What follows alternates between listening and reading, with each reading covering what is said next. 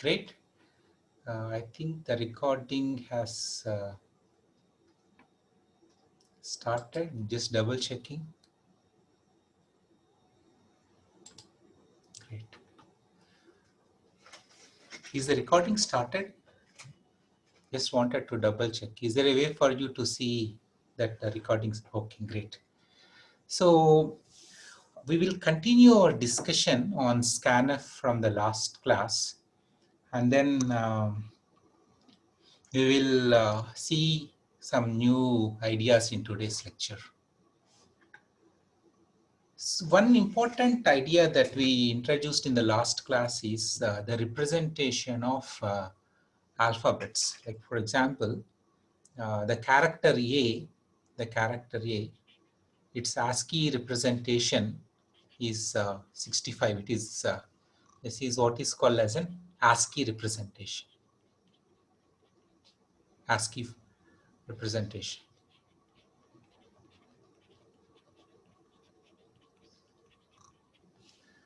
So this 65, it is internally encoded as a sequence of 8 bits. So it is 0, 1, 0, 0, 0, 0, 0, 1. It is internally encoded as a sequence of 8 bits. So we will study about binary representation of numbers later, but I want to introduce this idea in today's class though. So if you see, just like you know in 65, what is the value of 65?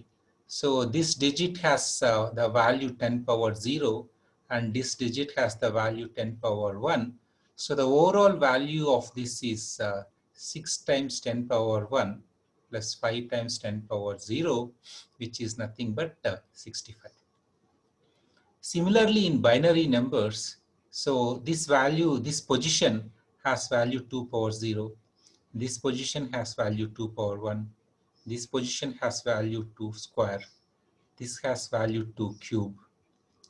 This position has value 2 power 4,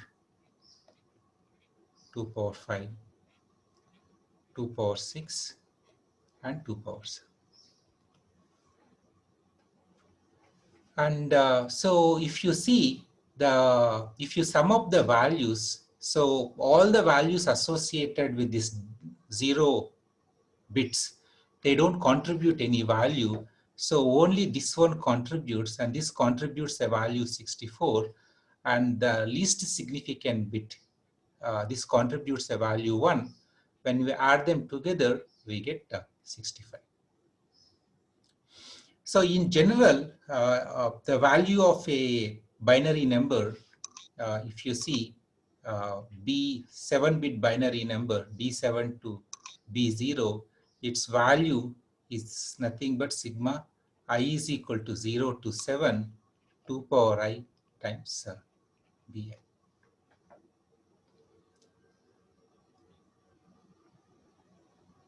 So the ASCII value associated with character A is 65, and it is internally encoded using this 8 bits.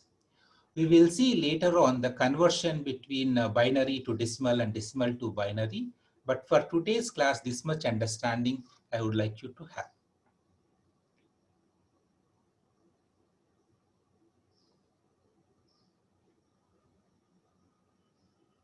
All right. So now I would also like to introduce hexadecimal representation. So it helps us a bit. So in quickly translating between decimal to binary to hexadecimal. So let's look at let's take a peek into hexadecimal representation also. So in hexadecimal representation, what happens is this is base 2. Binary is base 2 representation. So this is binary. So binary is base 2, and this is decimal representation. This is a decimal representation, and this is base 10. In base 10, you use the digits 0 to 9. In base 2, you use 2 digits, 0 and 1. And in hexadecimal representation, we use 16 digits. So 0, 1, 2, 3, 4, so on up to 9. These are the 10 digits. And 10 is represented as A, 11 is represented as B, 12 as C, 13 D, 14 E, and 15 F. So this is how, so we use 16 digits in hexadecimal representation, where the value 10 is, the decimal 10 is represented as A, and the decimal 11 is represented using digit B, so on and so forth. So we use 16 digits in hexadecimal representation. So if you want to convert a binary number to hexadecimal number, so we will see why it works. But for today's class, I'll just tell you the technique, right? So you take this 8-bit binary number and split it into two 4-bit nibbles. A 4-bit binary number, we call it as a nibble. So, and then if you see what is the value associated with it, it is 1. And the value associated with it is 4. So in the hexadecimal representation, this is the 65 is equal to 0x41. There is an alternate notation also we use, that is 41H, indicating that 41 in hexadecimal representation. Because if you just write 41, you don't know whether it is a base 10 number or a base 16 number. So we use the notation either 0x41 or 41H. And a way to check if it kind of really matters is the value associated with this position in hexadecimal is 16 power 0, and with this is 16 power 1. So the value, the total value is, the total value is 4 times 16 power 1 plus 1 times 16 power 0, which is 64 plus 1, 65. So all these things are working out nicely. So we have seen a kind of little bit introduction to binary representation of numbers and hexadecimal representation of numbers. In a later class, we will see how all these things kind of come together. But for this lecture, this is good enough. Are you with me so far? Any questions?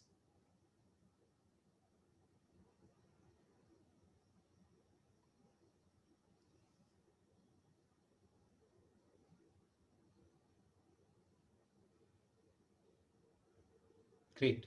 So now what we will do is we will, yeah. So the next idea, very interesting idea. I think someone asked this question.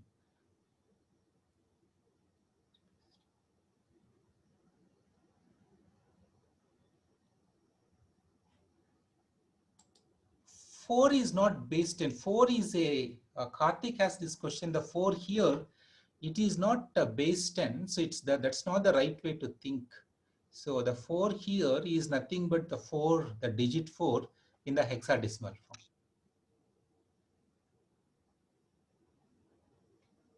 All right.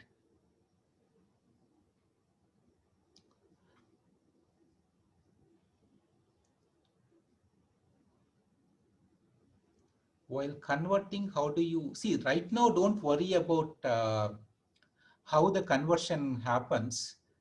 If a number, if a hexadecimal number is looking like this, 0x41, then the way you map it to a decimal number is in this particular way.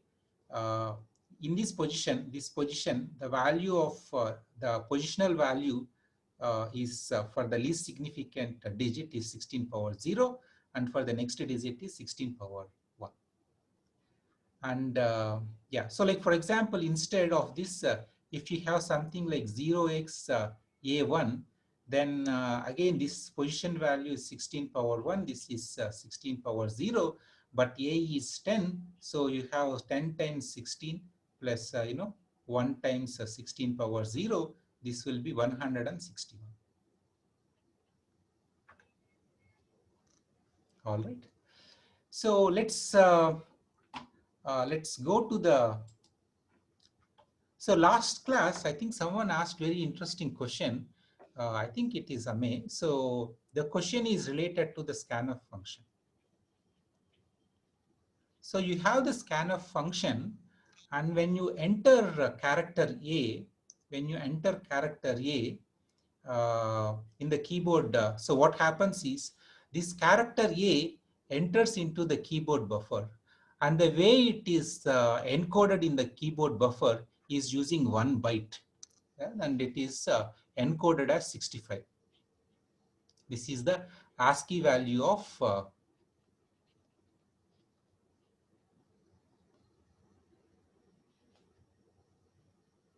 ASCII value of A gets encoded, enters into the keyboard buffer.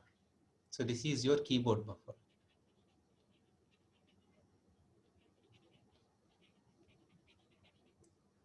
So, but let's say if you are reading an integer 65, if you are reading an integer 65, you want to use scanf to, let's say this is %C. What you have here is a %C. But let's say you're planning to read an integer, and when you enter 65 is the integer that you want to enter, then what happens is in this keyboard buffer, the characters 6 and 5, they go and enter like this. But what happens is it's not 6 and 5 that will be stored in the keyboard buffer. This is wrong. But the ASCII value associated with 6 and the ASCII value associated with the character 5 will be stored in the keyboard buffer. And what happens is your scanf function maps this sequence of 2 characters 6 and 5 into a numerical value 65. I really want you to pay attention when you type in 65 at the keyboard. What happens is 6 and 5 will enter into the keyboard buffer and in the keyboard buffer their corresponding ASCII values will be stored. What is the ASCII value of 6? Let me share.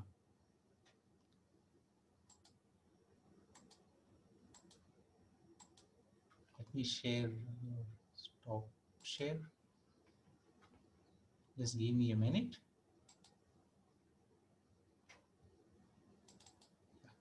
So are you able to see the browser? So this is the ASCII table. In the ASCII table, if you go and see where I am pointing, Control Shift plus maybe. Yeah. If you see here, the ASCII value of 0 it is 48. Its value is 48. And in the hexadecimal form, it is 30. It makes sense because 16 times 3 is 48. And then plus 0, it is 48. So the ASCII value of 0 is 48. The ASCII value of 6 is 54. So the ASCII value of 6 is 54. So what happens is when you press 6, 54 will go and get stored in the keyboard buffer. Similarly, when you press 5, its corresponding ASCII value 53 will be stored in the keyboard buffer. And and if you want to know the actual value, and then if you see the ASCII value of 0 is 48, the ASCII value of 1 is 49. So if you want to know the numerical value associated with the character 1, then you subtract the ASCII value of 0 from the corresponding ASCII value. Like this is what I am trying to say. Let me use the pen. So here you can see the ASCII value of 0 is 48. The ASCII value of 1 is 49. So if you want to get the numerical value of the digit 1, then what you do is we do something like this: 1 minus 0. So what is the ASCII value of 1? It is 49. And what is the ASCII value of 0? It is 48. So 49 minus 48, it is equal to 1. So if you want to know, like similarly, what is the ASCII value of 9? It is 57. So if you want to know the numerical value associated with the digit 9, so or the character 9, so if you subtract the ASCII value of 0 from it, we will get it. So 57 minus 48. 57 minus 48, this is equal to 9. So this is how we can get the numerical value associated with a character, digit character. Are you all with me here?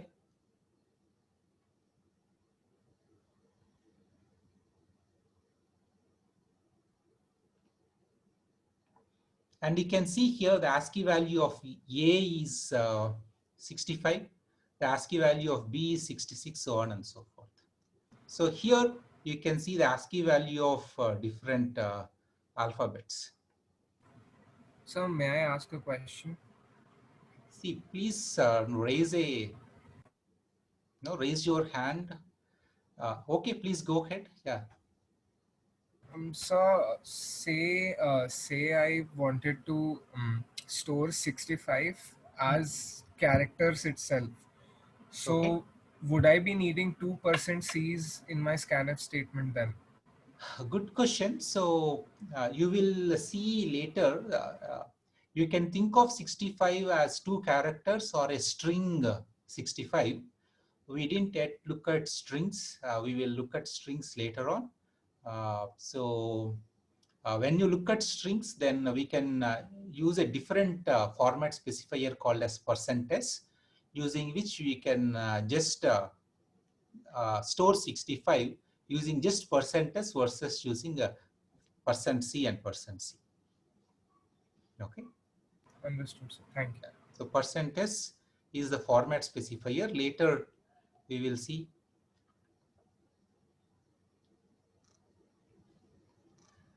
So there is a question. So is there any particular reason why it is stored as a character and converted to an integer when required and not the other way around? So good question, Abhinav. See, what happens is when you type in the keyboard, so you are just pressing individual characters. They doesn't mean in one particular application. So 1, 2, 3 could mean a a number. In some other application, 1, 2, 3 could mean something else. So it is better to take information in the raw form and give an appropriate interpretation that is required as per the programmer needs. As per the programmer needs. Like for example, if you are working with roll numbers, if you enter the roll number 192,468, you don't want to store that roll number as a real number, because that it doesn't have a numerical value per se, whatever that roll number. It's an identity, right? So similarly, if you think of Aadhaar card number, so if you just enter the whole Aadhaar card number, so if you just know whatever you type, you don't want to convert it into an integer because it doesn't make sense, because it's an Aadhaar card number, it doesn't have any numerical value, it is an ID. So by typing in the characters in a raw form, you leave it to the program to decide whether to treat the sequence of characters that you type in as as a string or as an integer or as something else.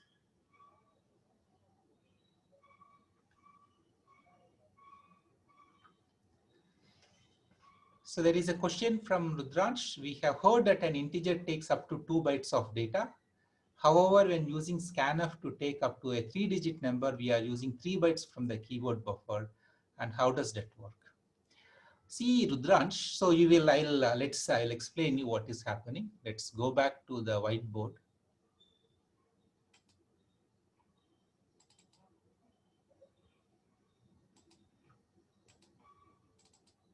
Yeah. So this is so Rudransh, what happens is let's come back to the discussion here. This 65 internally, let's say you have a statement scanf %d %i. Okay. So this 65, it will be the way the the scanf function maps this 65 is, it takes this, multiplies it by 10,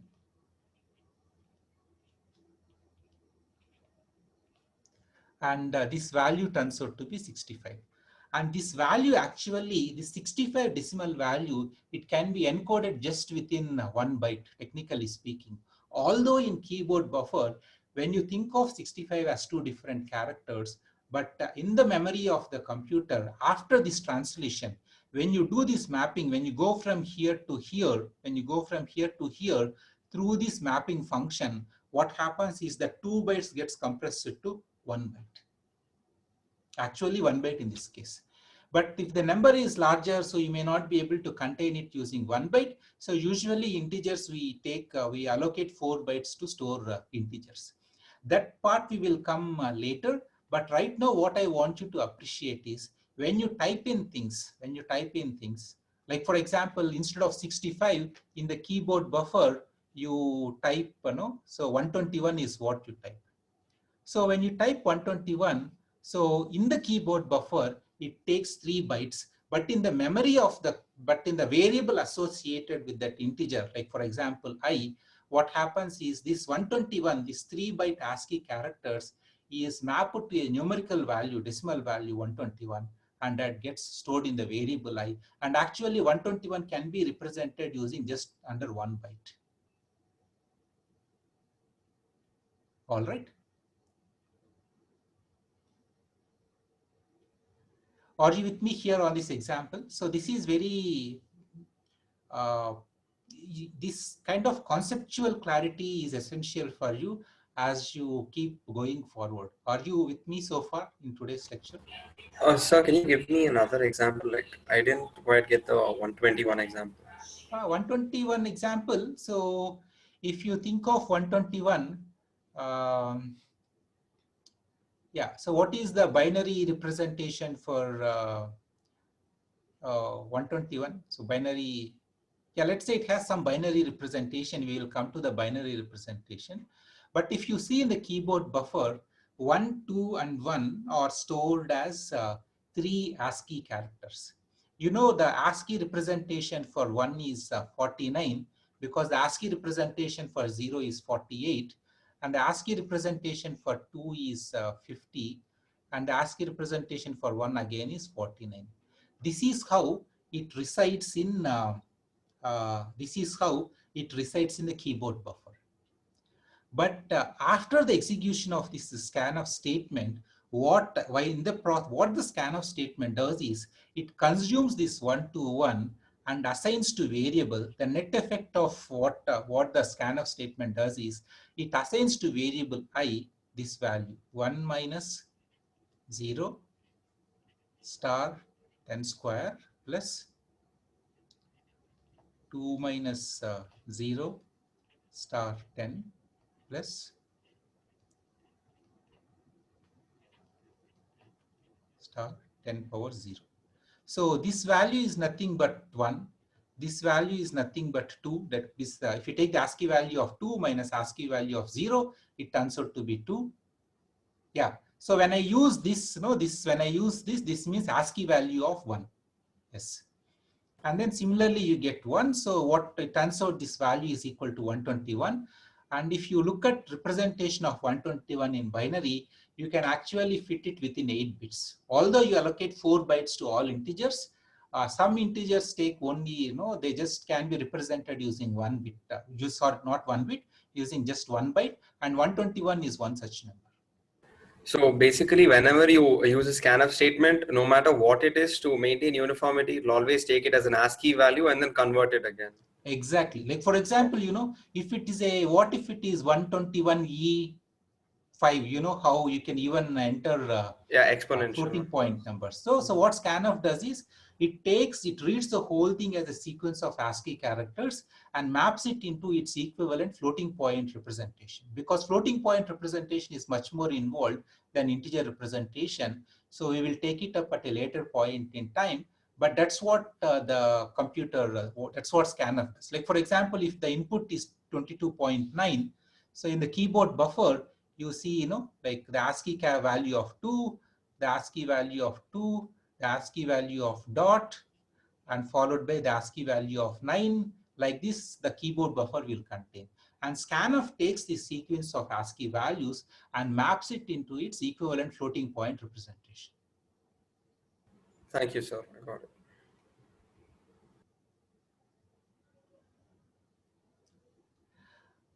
I think in most systems, integers, 4 bytes are allocated to integers, Vikram.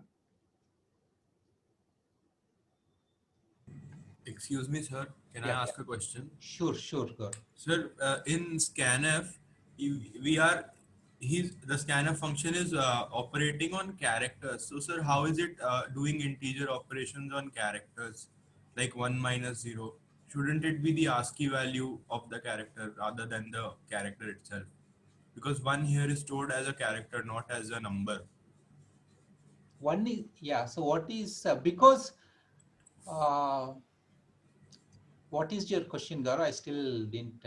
Sir, my question is that when the scanf is calculating the number that we entered 1, 2, and 1, but we entered those numbers as characters, not as integers. So, sir, when it operates on those, it is operating on it as characters. So, shouldn't it operate on the ASCII value rather than the character? For example, No, it is good question, Gaurav. So for the sake of notation, I just used this. But what happens is wherever I said no, this quote, single quote 1 unquote, 49 will be used. You know, like that. Then the number would be different. The number. No. It will be, if you look at IE, what is 49 minus 48 times 10 square plus what is 50 minus 48 times 10 power 1 plus again 49 minus 48 times 10 power 0. So this is exactly the number, right? 121. Yes, sir, I understood. Why I didn't take that 0 actually into consideration. Okay. Yeah. Thank you, sir. Great. Awesome. So let's go ahead. So I'll show you a couple of examples and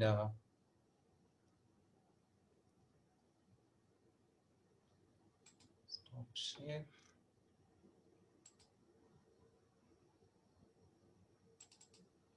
Great.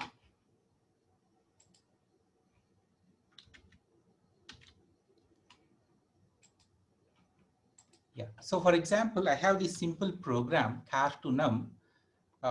So the ASCII value of 6 is, you can see, if I hover my mouse over that 6, it is showing that the ASCII value of 6 is 54 and ASCII value of 0 is 48, and so it's 10 is an integer 10. I'm just, so by doing this in num, we are storing the value 65. And we are printing num in 2 ways, one as an integer, other as a character. And so let's compile and see what happens.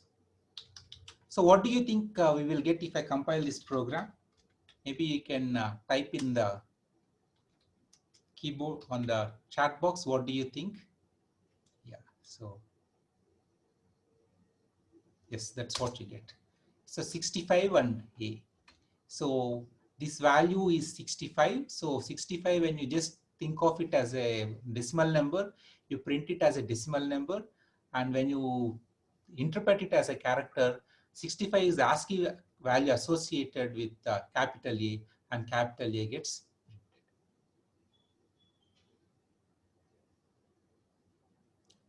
Are you with me here? Shall we move on? If you're all with me, I think we will move on to the next idea.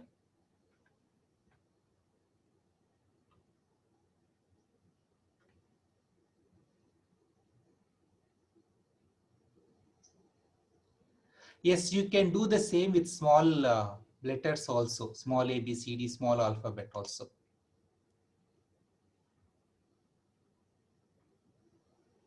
All right. So now let's move on to the next set of ideas. So there is this question. So for scanf, if we give a value which an integer cannot hold, what will happen? It's a good question, Pratyaksh, and I want all of you to try it out and see what happens, to experiment and figure out what happens.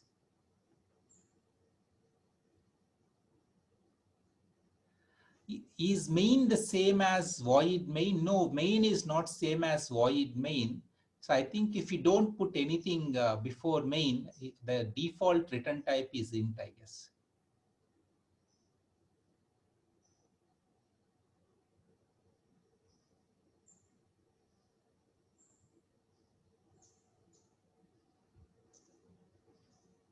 So try it out, Pratyaksh. So let's move on. So please experiment and no. So there is a nice question. The question is, what if we give a sequence of characters whose value cannot be contained within an integer, whose value cannot be stored in an integer?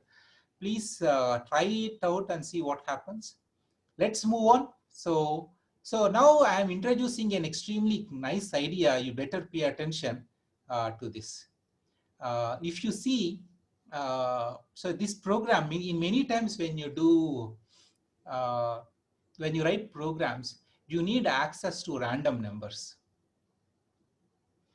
So many times, like especially when you are doing simulations in physics, or when you are even in game design, in many places you need to have access to, what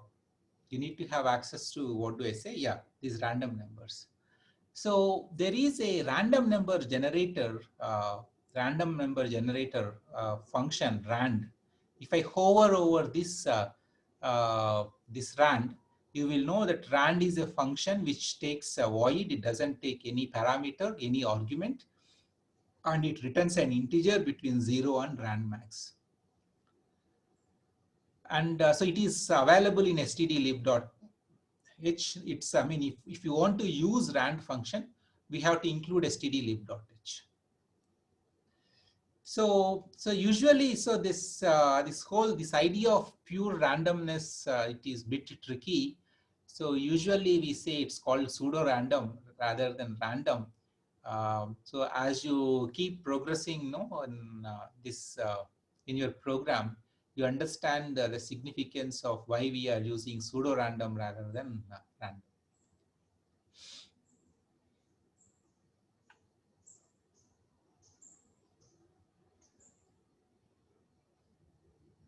Chinmay has this question: is does stdlib.h need to be linked in the terminal? So we talked about it many times. stdlib.h just provides us the signature for rand. What is the signature for rand? That is, this is what stdlib.h provides. That rand is a function which returns int, and it doesn't take any parameters. That is the information which stdlib.h provides. When we compile, rand is present in standard C library, which is automatically linked, So we don't need to do any special kind of linking.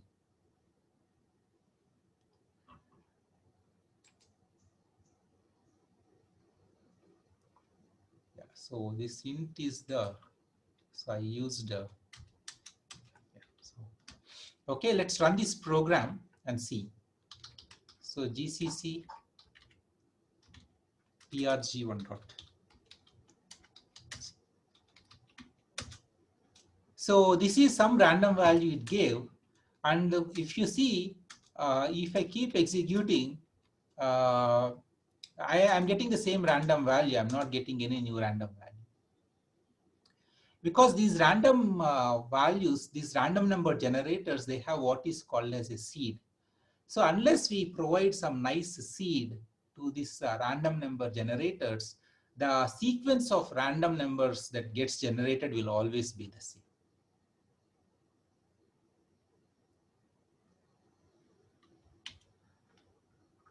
So there are some questions in the chat window. I will take them a bit later. Please hold on. So in order to make the random number generator, like truly random, in the sense we have to properly seed the random number generator. So the way we seed the random number generator, if I hover again my mouse over srand, you will see void srand is a seeding function for the random number generator. So usually we kind of seed the random number generator with, let's say, the time of the day or something like that. So you can see the description, see the random number generator with the given number. So let's compile now this second program, GCC.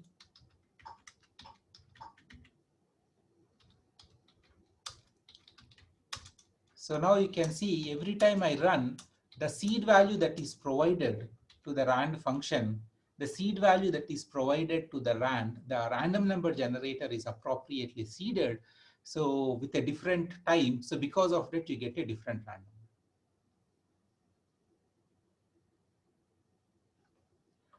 So there is a question on arguments being passed to main. For the time being, ignore them. We don't need these arguments. We might as well make it equal to void. So don't need to worry about it.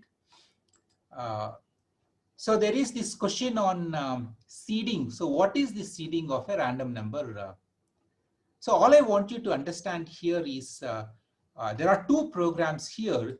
If you run this program, what happens is no matter how many times you run the program, the random number that gets generated will always be the same.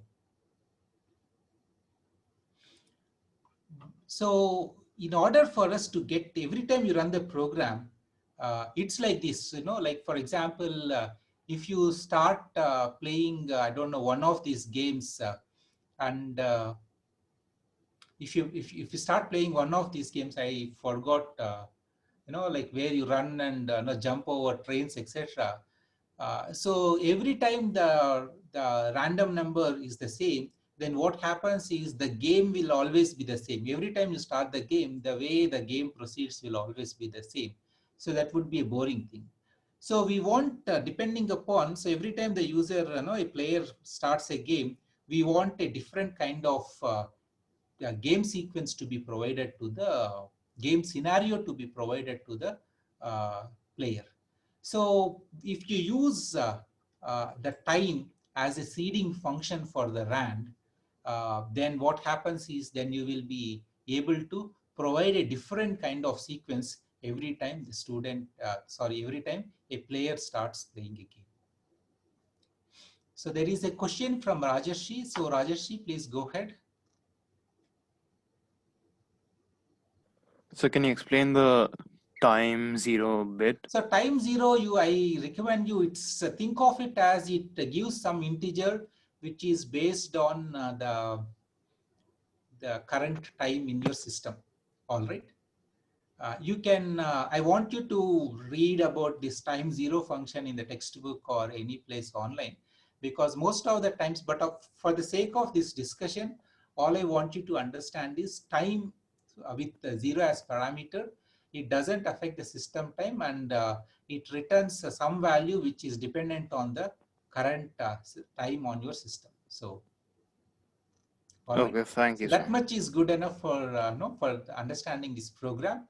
But in order to get exact semantics of time, you may want to look at, like for example, you can hover over it, or you can find in some other place in the textbook what exactly time does.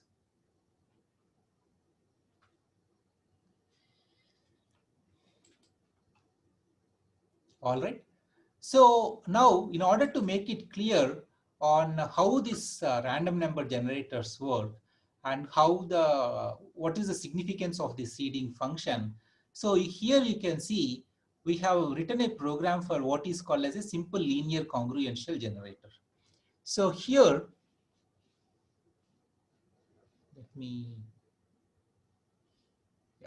So here we are having a generator which is of this form: xn plus 1 is equal to a, let me use a mathematical notation, a times xn plus c modulo m. So what we do is, what is the sequence of random numbers that we get? So x naught is the seed, X naught is the seed value that we provide. And then what happens is once we know X naught, we will get X1 by saying A X naught plus C mod M. And then once we have X1, then we generate X2 by saying X2 is equal to AX1 plus C mod M. So like that, we generate X1, X2, X3, X4, the sequence of random numbers that we generate. This is what is called as a pseudo-random sequence.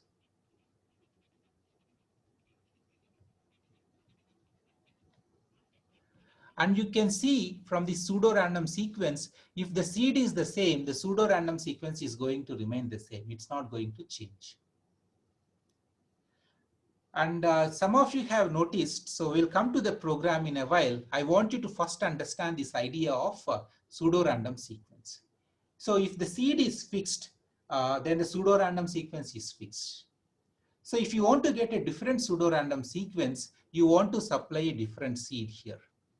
And in the previous example, the way we have chosen to give a different seed every time the program is invoked is something which is dependent on the time.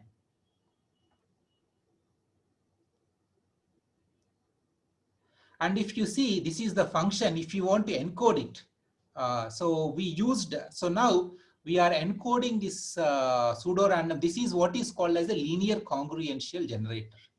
This kind of pseudo-random sequence generator is what is called as a linear congruential generator. And here, so we are working with unsigned ints X, and this holds 4 bytes.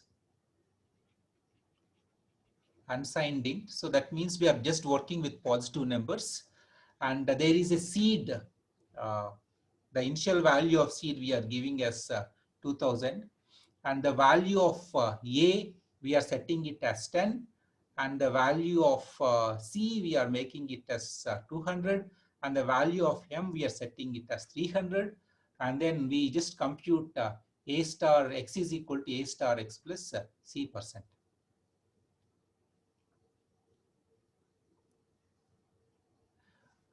So I see there are many questions on pseudo-random number generators.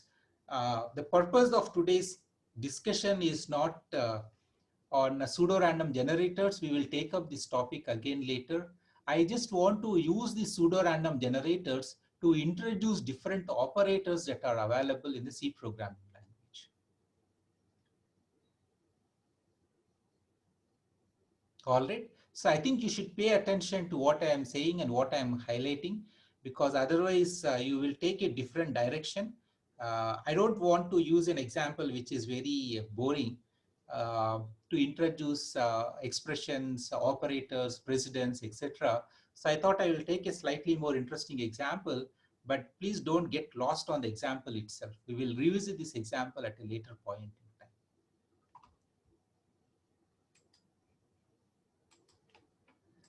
And when you run this program, so let's run this program. So GCC. So one important thing is we have on line 14, we introduced a new data type called as unsigned int. So far we have been using int, but right now we introduced a new data type called as an unsigned int. Unsigned int means that we are X, the variable X always hold positive values, non-zero values. 0, so not non-zero, non-negative values. That is 0 or greater than 0. So let's compile this program and see what we get. So GCC, what is this program name? LCG1. LCG1.c. And so if I compile, I'm getting some 100. It's not really looking random. So one thing that you have to be careful in designing a pseudo-random generator is the values these constants take, the values this A, C, and M, they define these three tuple A, C, and M. It will have an impact on the quality of the pseudo-random sequence that gets generated. Okay, there are few things that are associated with a pseudo-random sequence. So one is how random it looks like, the sequence. The second is what is called as a period of the sequence. So what is the period of the sequence? Let's say you start with 10 and then you get 25 and then you get 30 and then you may get 9 and then you may get 8 and then you may get 10. So what happens is once you get 10, so since the particular way in which the pseudo-random number generator is written, once you hit 10, so the same sequence repeats again. So again you go back 25, 30, 9, 8, 10, it gets generated. So this is what is called as a period of the sequence. So period of the pseudo-random generator. So if you don't pick these ACM, these constants properly, then the sequence that gets generated, it doesn't really look random. Okay, number one. Number two, the period of the pseudo-random sequence, it could be very small. Are you all with me here so far? Do you understand this?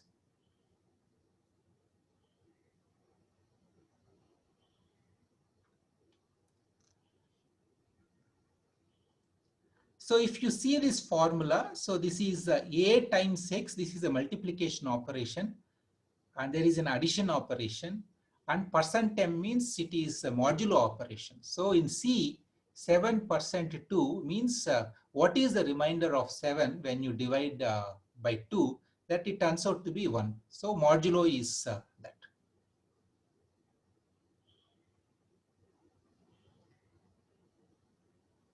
And there are a couple of things I want you to understand here. This precedence is, if you see here, if you see, we have A star X plus 1, A star X plus C. So if you see in this A star X, it can be interpreted as A star X plus C. This is one way of doing it. Another way of doing it is A star X plus C. These are two ways in which we can associate semantics to this expression. But it so turns out this multiplication has a higher precedence than addition. So because of that, if you don't give parentheses, this will be the semantics that is given to the expression.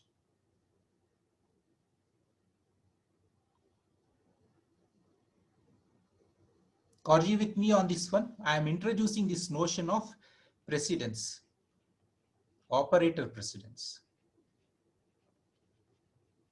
So the precedence of multiplication operation is greater than the precedence of addition operation. So because of that, if we just leave this expression A star X plus C, then multiplication has higher precedence. Because of that, A star X will be computed and then addition will happen.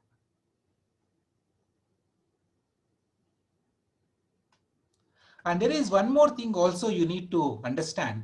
So here you can see that we have used a parenthesis. So if you don't use the parenthesis, like if we just write it like this, then what happens is, so this percentage operator has a higher precedence than addition. So this will be like the way it will be computed is this is computed and this is computed and then the addition is done.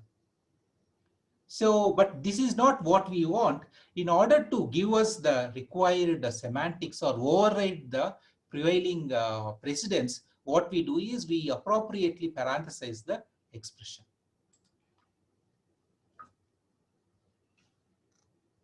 So what do? We parenthesize this expression.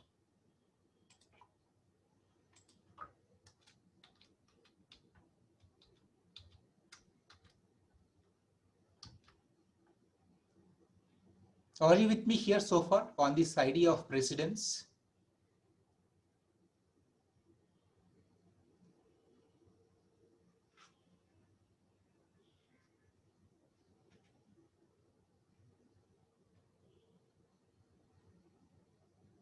I will come to your questions after in a moment. So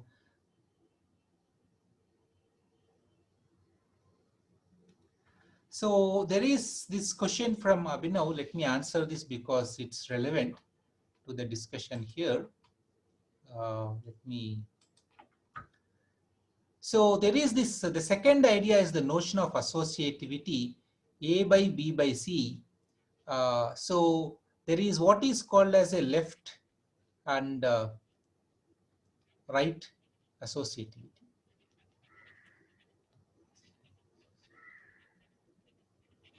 So this one, so what happens is the way this gets computed is you first divide and then after that you do this.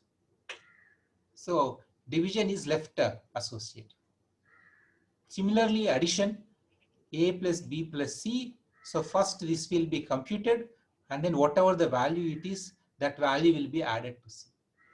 And similarly, if you have A minus B minus C, then first A minus B will be computed. After that, whatever the value that you get, from that you subtract C. So this is again left associative.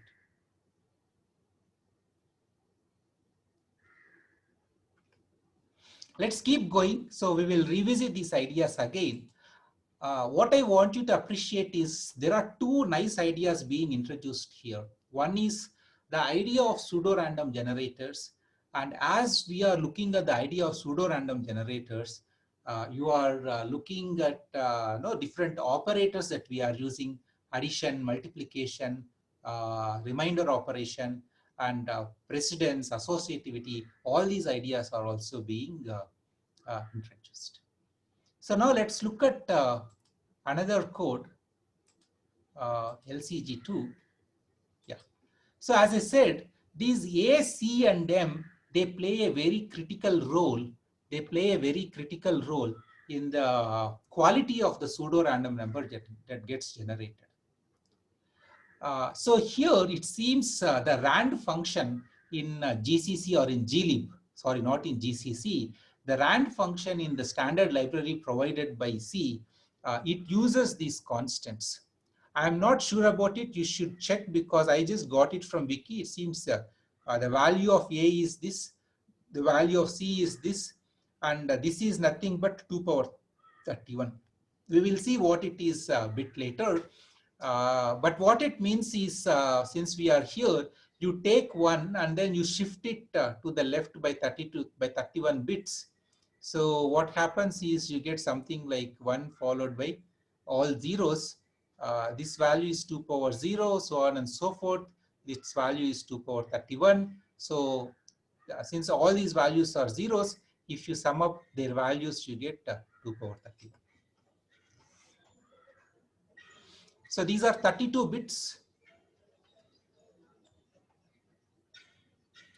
Yeah, so these are 32 bits, overall 32 bits, because integer takes 32 bits. And when you shift it to the left by 31 bits, you get 1 followed by 31 zeros. That is, you shift 1 to the left by 31 times. So you get 1 0 0 0 31 times. Good question. No, not really. Okay, so let's see, since we are here, there is this question on, let's look at what is happening to M in detail. So Kishore also have a question and Pratyaksh has a question. So let's go slow. So if you see, this is 1. And when you shift 1 to the left by 1 position, you can shift it by 2 positions. You can shift it by 3 positions. When you shift it by 1 position, what is it? It becomes 1 0 if I'm right. And 1 0 is nothing but 2 power 1, its value. And if you shift it to the left by 2 bits, it is 1 0 0. And this is nothing but 2 square because this is 2 power 0, this is 2 power 1, this is 2 square. All right. Are you with me here, at least so far, on this example? And if you shift 1 by 3 bits, you get 1 0 0. So again, this is 2 power 0, 2 power 1, 2 square, 2 cube. So this value is 2 cube. So if you generalize this, if you shift it by m bits, you get, so 0. So these are all m zeros, m bits, and this value is equal to 2 power m. So if you have 1 less than, this is 2 power 31. Are you all with me here?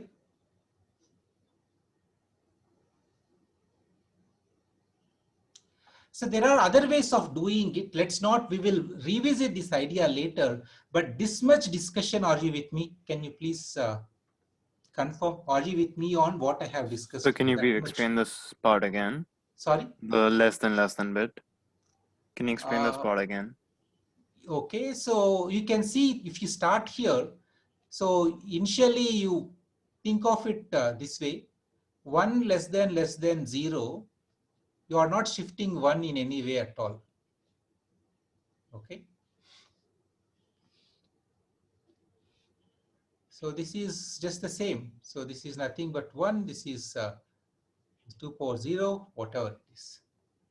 And 1 less than 1, if you see, it is, you take 1 and shift it to the left by 1 bit.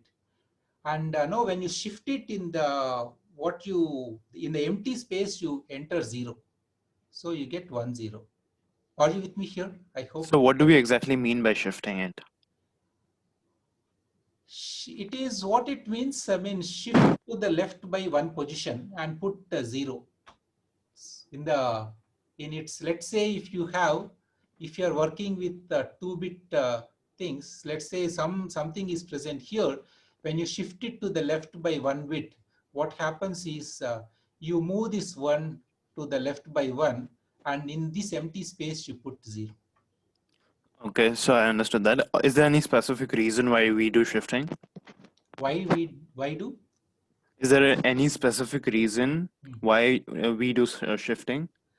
Because computing 2 power 31, it's an extremely easy way, computational efficient way to compute 2 power 31, rather than multiplying 2 times 2 times 2 times 2 times 31 times. Okay, Does it make sense, Rajarshi? so I still don't understand why we do shifting. Like, in what cases does this apply? In simple cases like this, where the value that we want to compute, let's say it is 2 power, any 2 power m. If you want to compute 2 power m, if you really want to do multiplication, it's an expensive operation.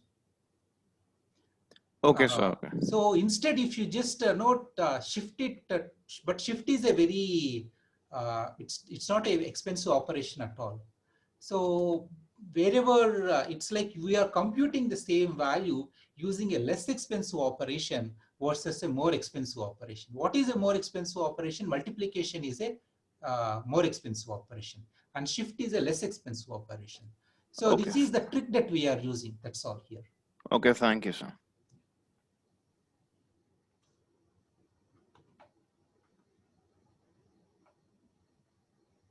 So shall we proceed? If you're all with me, shall we proceed here? Just want to see how you're all doing.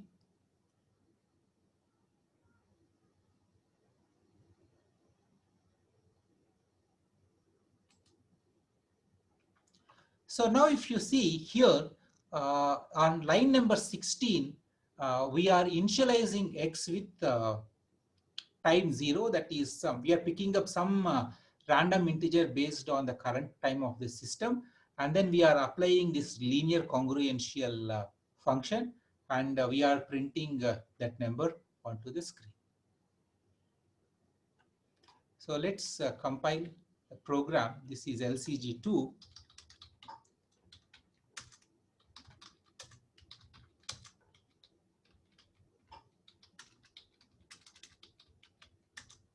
You can see,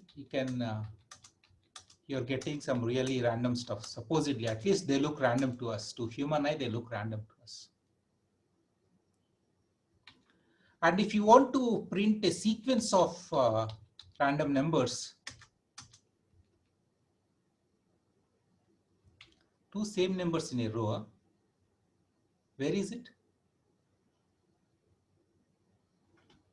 Third. Sir, that happened twice. The 4th and 5th and the 6th and 7th. I think maybe the time granularity is so close. I did it so fast. Yeah, I see what is happening. the time granularity is so very close, the time would have written the same seed, and that could be the reason.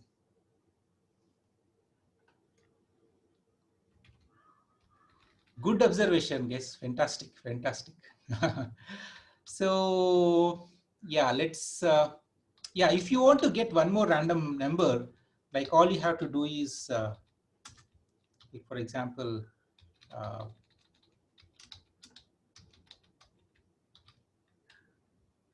so now we are printing two random numbers.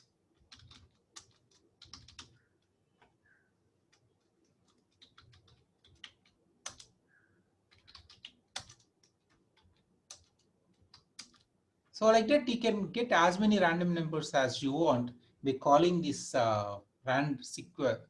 by invoking this linear congruential generator function again and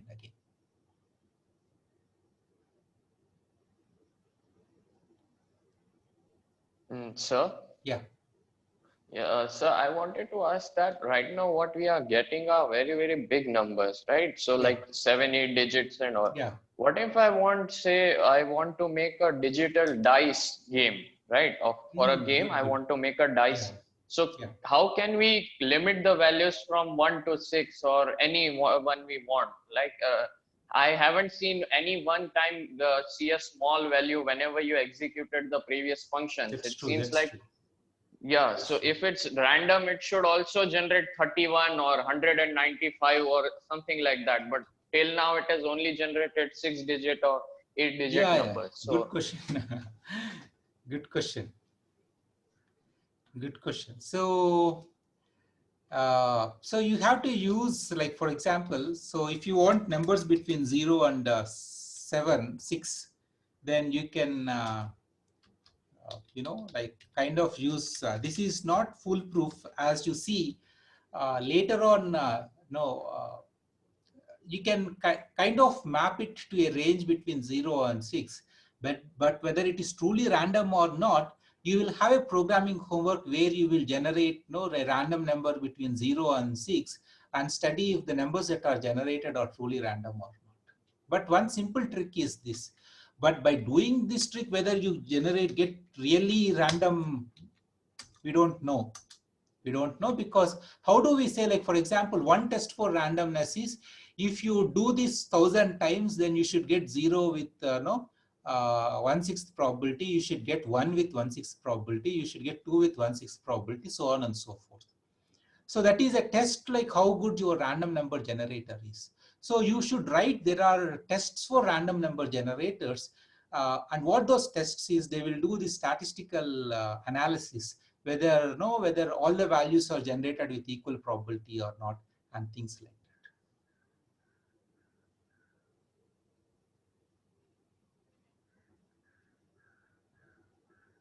Are you with me, Amit? Do you understand? yes, sir, I understood, sir. Yeah. So this is not a foolproof method. I mean, you may not get a uniform distribution, but you will get close to uniform distribution. Sir, and the part 2 of my doubt, sir. So till now, whatever we got the random numbers, they were always greater than, I mean, 1 lakh or 10 lakhs. Like they were always greater than that. So why is that? Why didn't we get any 13,895 or some numbers like that? We got every time we got big numbers only. So why is Maybe that? you run it for sufficiently long time, you will get it. We just tried it 2-3 times, right? So what is the probability of getting 100 or 1,000 or whatever it is? It is like, what is the probability of getting any number less than 10,000 if you compute?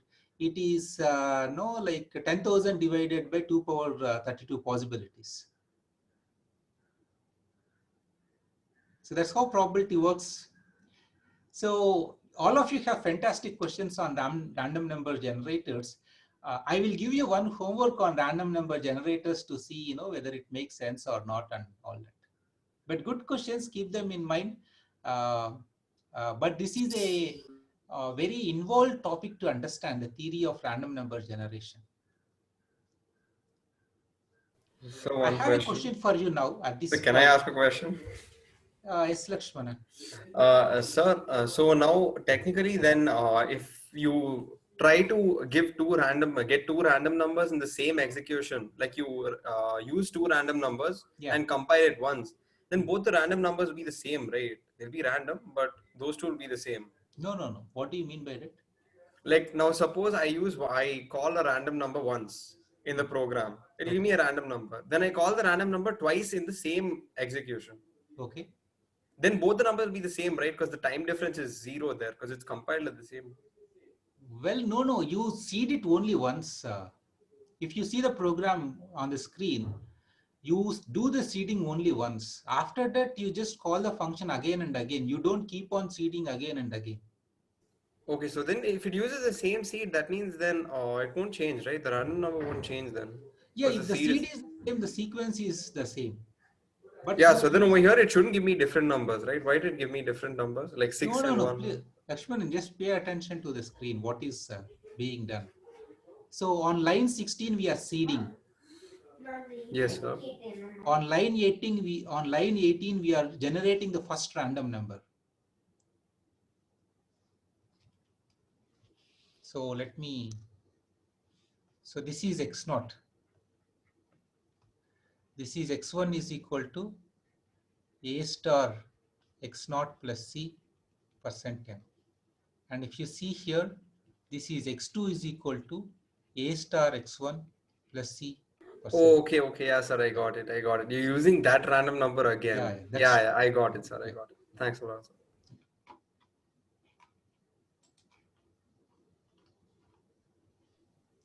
So Varshita has this question, isn't it computationally inefficient picking a random number between so many? Good question, Varshita. Generating computationally efficient random numbers, again, it's a challenging problem. It's not. So yeah, if there is a way to, let's say, if you want to generate random numbers between 0 and 6, instead of doing arithmetic on 32-bit numbers, can we do arithmetic on 8-bit numbers or 3-bit numbers and generate the same kind of random sequence? It's a very, very important question. Very important question. Very good question. All right. So now I have a question for you guys. I have one more program to show to conclude today's lecture. Do you have the energy to see that one more program, or you want to take a break for today?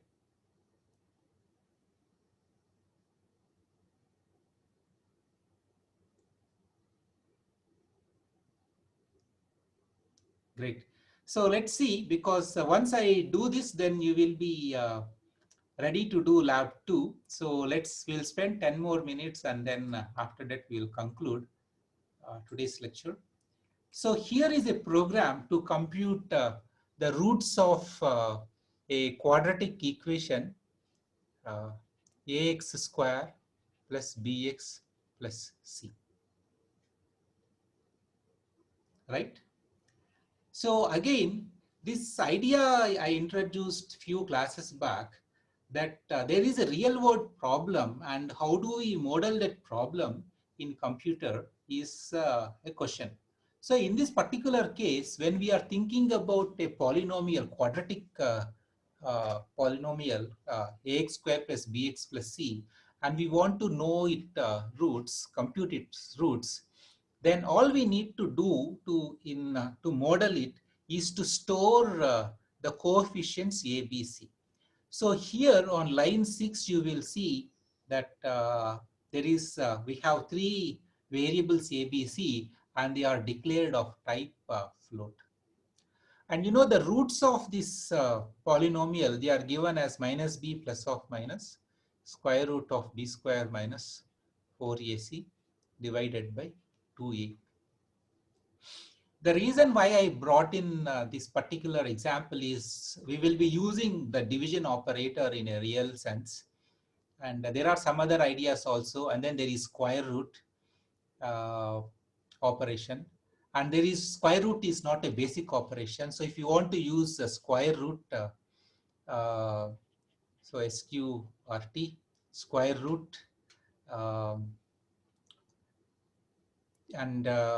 yeah, so this is what it is. So there is a math, square root is a function from the math library. We can use square root to compute square root function to compute the square root of the discriminant. And then there is this nice question that can we use a macro to define the discriminant? Yeah, it is perfectly fine to define a macro to compute the discriminant. Good question. Good question, Tanay. We can use a macro to define the discriminant.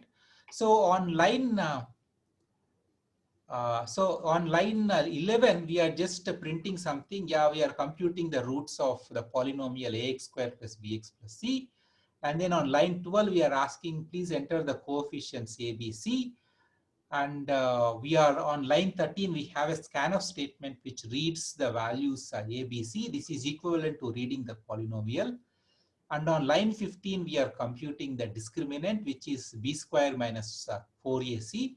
So again, I want to highlight the fact here that b square is first computed, and then this is computed, and then the minus is computed because multiplication has higher precedence over subtraction.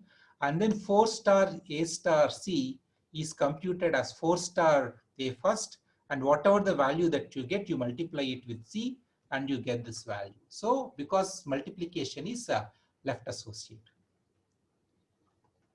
And then on line 17, we are computing root 1, and on line 18, we are computing root 2. Again, there is an important idea here. The important idea here is if we just do this minus b plus square root of discriminant divided by 2 star a, then what happens is, this whole thing, whatever that is there in parentheses will be computed. And then you apply the division operation because when division and multiplication both have same precedence, when both have same precedence, you do the computation from left to right and you divide it by 2 and then you multiply it by a. And this is a incorrect computation. And this is an incorrect computation. So let's see. So this is the reason why it is important to put this parenthesis, left and right parenthesis around. So let's compile this program, and then we are computing the what is the value of root 1, root 2. We are printing it, and then so we want to check whether the computer roots makes sense. They are actually true. We want to do a verification. So we say value underscore p is initially equal to 0. So here we are computing ax square. Let's say if alpha is the root. So here a alpha square we are computing, and we are accumulating it in the variable value p. And then to the variable value p, we are adding b alpha and then c. And here, the reason we are looking at statements 24, 25, 26 is you can see we are using a new operator that is plus equal to. So this is equal to, when you use this operator, this is same as value underscore p plus c. Okay. So this plus equal to operator, it is the shorthand for what you are seeing on line 26. Are you with me on line 28? We are printing the we are printing the value of the polynomial at root 1. So that's true. So we don't need line 22. We can just get away with line 22 and we can just start with line 24. It's not a problem. We can just comment this out because we don't need this. Similarly, on line 30 also we can comment this out, and we are computing the value of the polynomial at root 2 and we are printing it. Are you all with me here in this program? Do you understand this program? Does it make sense?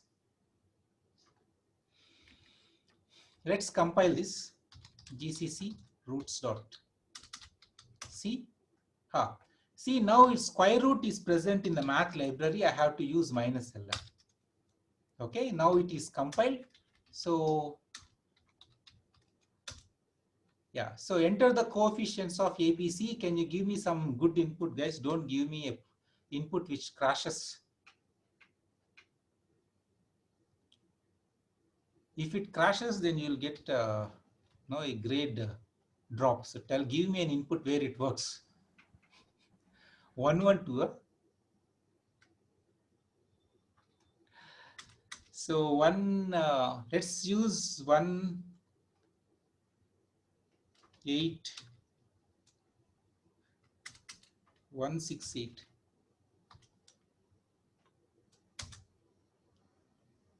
Huh. So when I use 168, the root turns out to be -2, -4. Is it true? It's the polynomial is x square plus 6x plus 8, which is nothing but x minus 3 into x minus 4, x minus 2 into x minus 4. What is, I type with the program itself.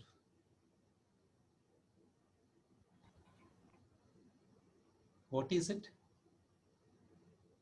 So can you open the program once, because there was a typo? Yes, sir. Here, na? So here in the 26th line, you used value underscore p, but it will store the previous value in that. So won't it cause any problem? No. What is that? Can you line 20? 26.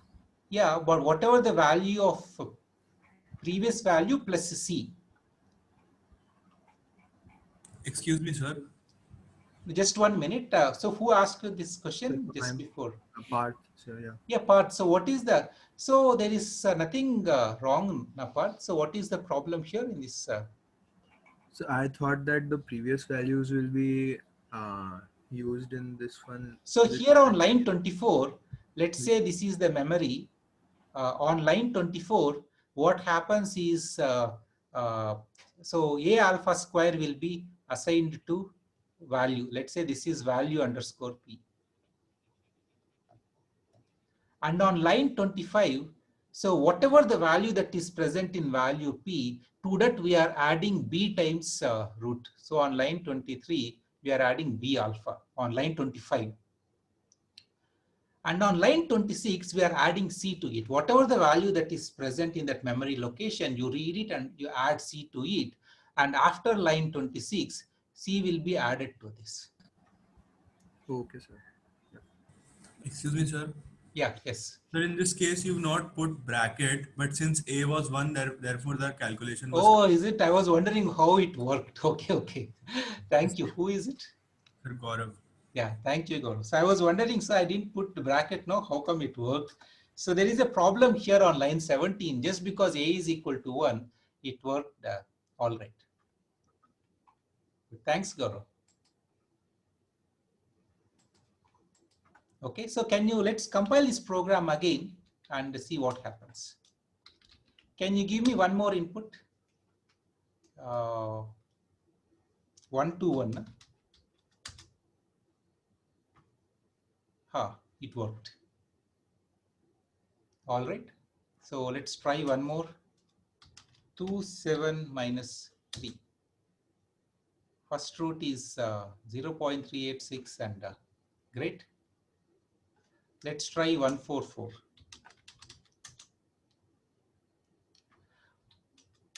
So now try something where where the roots are, there is no root. 1, 3, 10. So it so turns out in this case, I think the discriminant is negative and you cannot compute square root for a negative number, and it didn't work.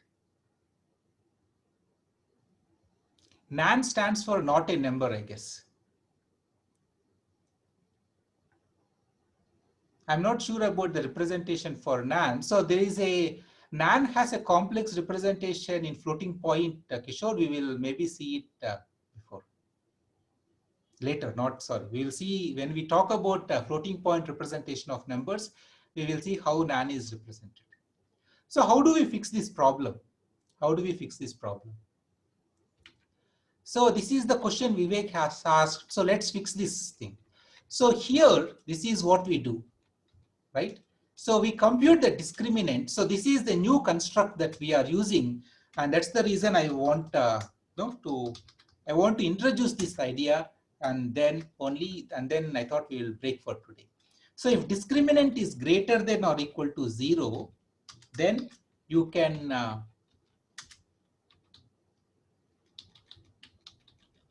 so if discriminant is greater than or equal to 0, then all these things you want to do, okay, all these things. So let me do one thing. So the whole thing I keep this, and then I will say format document.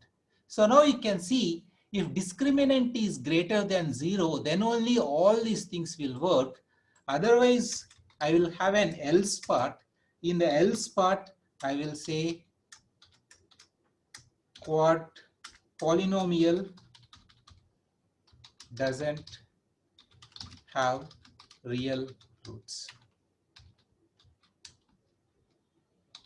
This is what we do. Are you understanding? So are you with me on this if statement? Now we introduce the new construct called as if statement. So on line 17, so we are checking a condition. This is what is called as a logical, no, this is a relational operation. We are checking if discriminant is greater than or equal to 0. If discriminant is greater than or equal to 0, then you can see this is what is called as a compound statement or block statement. From line 18 to line 39, you have a sequence of statements which are between left and right parentheses. No, not parentheses, flower brackets.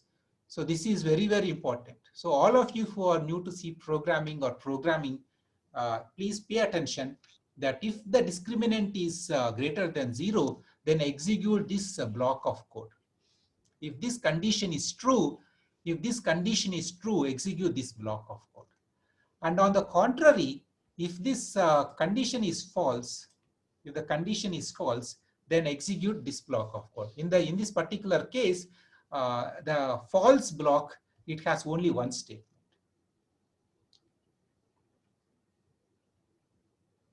All right, clear all my drawings. Now let's compile this program and see what happens. So we gave 1310, right? So GCC roots.c, yeah, minus link math dot a dot out 1310. So now it says polynomial doesn't have real roots. Are you all with me here? Do you understand the if statement? If anyone has questions on the if statement, this is the time to ask, because in lab 3 you will be doing questions related where you use if statement, etc. Tomorrow it will be there, right? So if you have any questions, this is the time to ask. Yeah. Sir, I have one, sir. Yes. So we are calculating the value and then comparing it and then printing a statement, right? So is it possible if, say, I want to make a BMI calculator and I enter the values of my height and my weight, yeah, okay, and I want to write that if it is less than 18, I'm underweight. If it's between 18 and 22, yeah, I am normal. So can I, in that case, would I have to just put if else continuously, like if the value is less than 18, then print this, then else print and all? How would I do that? Because there are multiple conditions over there. Sure. So you think about it. So we will, yeah. So it's think of it as a homework problem. It's not too hard. You can figure it out. So that's why I'm leaving it here. Maybe I will pick up the thread in the next class, but I'm sure that you'll have a homework problem based on that. And when you do it, you'll understand how it is being done.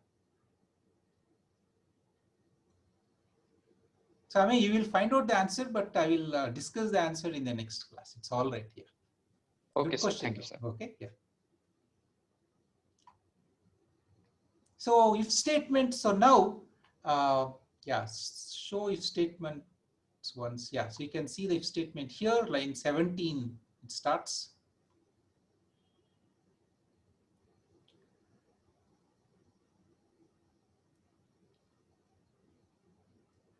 All right, I think with this, there is now you have entered, you made one big conceptual jump in today's class, where earlier till last class, till this program, we have seen programs where control goes only like this. This is a linear control flow. But now with the if statement, So the program can make jumps. It can there is a nonlinear flow of control in your program. So this is a big conceptual jump you have seen in today's class. All right. So to conclude, yeah, I think I should stop here. So this is the right place to stop. Sir, I have a doubt. Yeah, sure. Yes, sir. In line 24 and 32, why are we commenting it, sir? Because if we don't initialize it, sometimes the garbage random value will be stored in that. No, but on line 26, you can see what is happening on line 26. You are not using the value that is present already there. You are assigning it something.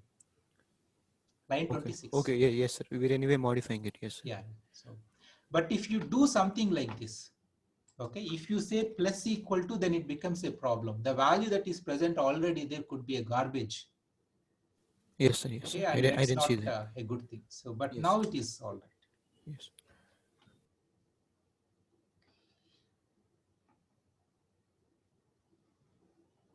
Great. I think this is the right place to conclude. So I think we have a fantastic lecture today.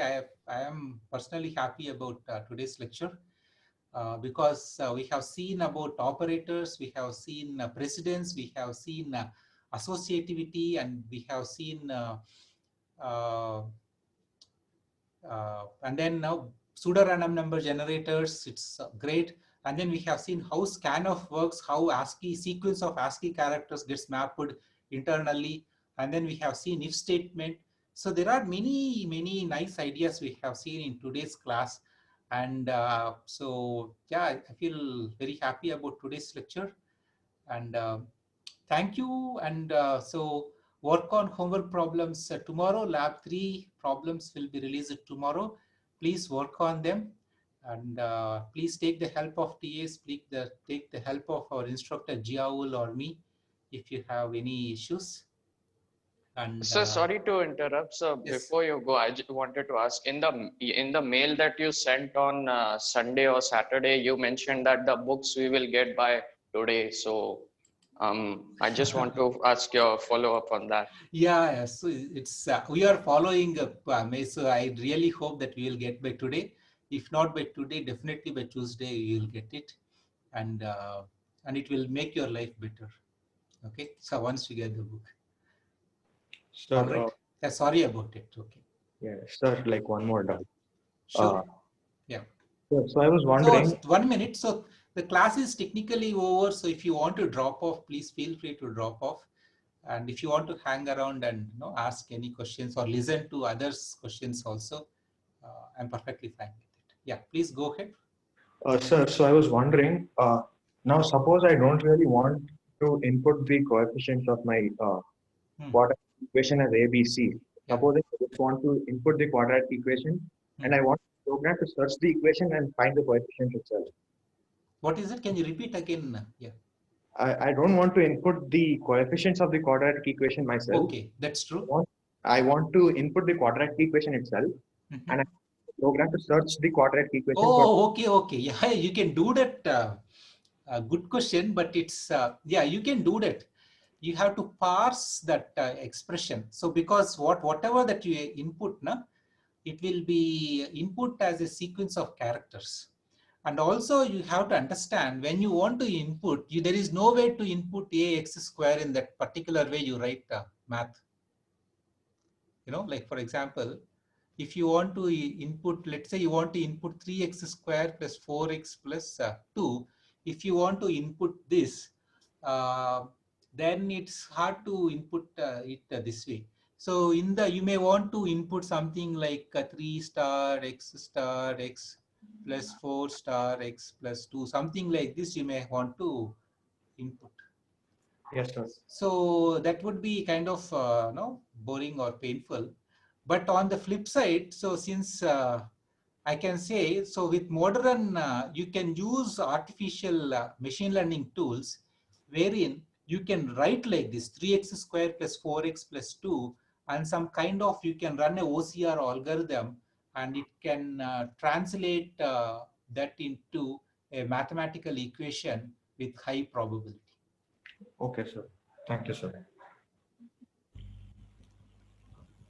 Good afternoon, sir. Hello. Yes. Sir.